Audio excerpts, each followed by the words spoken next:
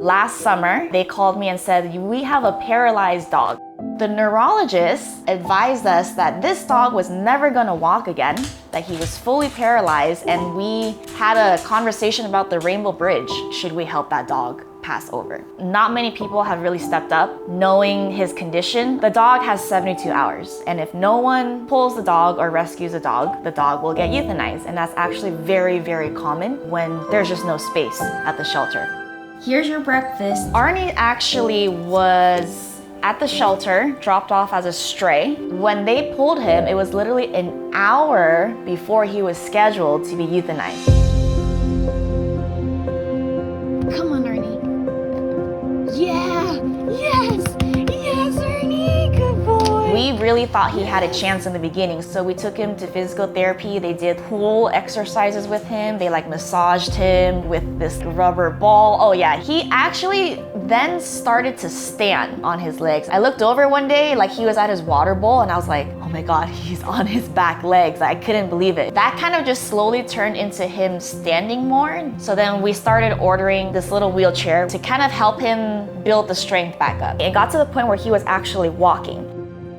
And then I remember there was one day I took him to the park and was like, oh my gosh, he gets a whole park day. Didn't really think about it, but I probably overexerted him at the park because he was super excited to be there. And then after that day, he started declining.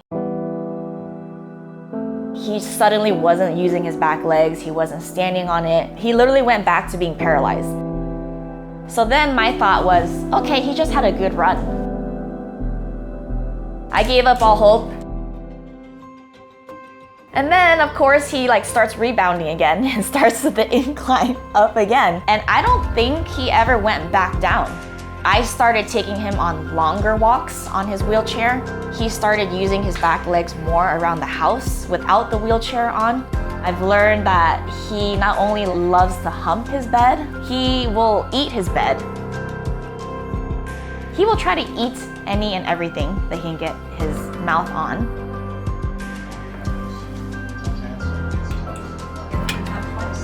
Drop it. He's actually gotten really good at chasing flies. Come home to a few fly carcasses, unfortunately. He has a lot of energy considering he's 11 years old. And here we are, over a year later. He came on as a hospice thinking I didn't think anyone was gonna want to adopt him. Technically, he is adoptable.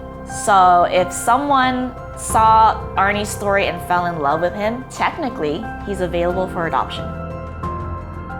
This present moment, he's probably gonna be the strongest that he will be, but who knows? He's surprised all of us before. He may surprise us again. He's definitely not the dog that we got a year ago. You can see it not only in his physical strength, but in his demeanor. He's very happy, and he has no idea that he has any physical ailments. So this is Arnie.